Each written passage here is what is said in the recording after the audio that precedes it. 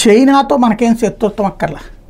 చైనాకి వ్యతిరేకంగా అమెరికా ఏర్పాటు చేసినటువంటి క్వాడ్లో మనం మెంబర్లు. కానీ చైనానేమి ఒక నాటో లాగానో లేకపోతే ఒక EU లాగానో చేయట్లేదు. మనం చైనాకి ఎంత దూరంతో ఉంటామో అమెరికాకి అంత దూరంతో ఉంటాం, రష్యాకి అంత దూరంతో ఉంటాం. అట్లాగే రష్యాతో ఎంత స్నేహంగా ఉంటామో అంతే అమెరికాతోనూ చైనాతోనూ స్నేహంగా ఉంటాం.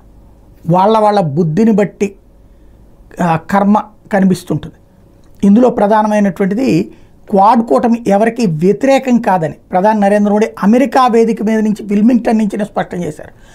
నియమాల ఆధారిత అంతర్జాతీయ పాలనకు ఇతర దేశాల సార్వభౌమత్వాన్ని గౌరవించడానికి మాత్రం ఇది కట్టుబడి ఉంటుందని చెప్పారు.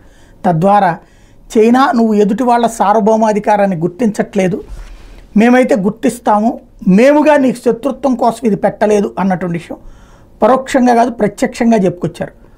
అదే సందర్భంలో ప్రపంచాన్ని ఉద్రిక్తతలు సంఘర్షణలు చుట్టుముట్టిన పరిస్థితుల్లో భాగస్వామ్య ప్రజాస్వామ్య విలువల ఆధారం క్వాడ్తో కలిసి పనిచేయడానికి మొత్తం మానవాళికి చాలా ముఖ్యం. అన్ని అంశాలను శాంతియుతంగా పరిష్కరించుకోవాలి.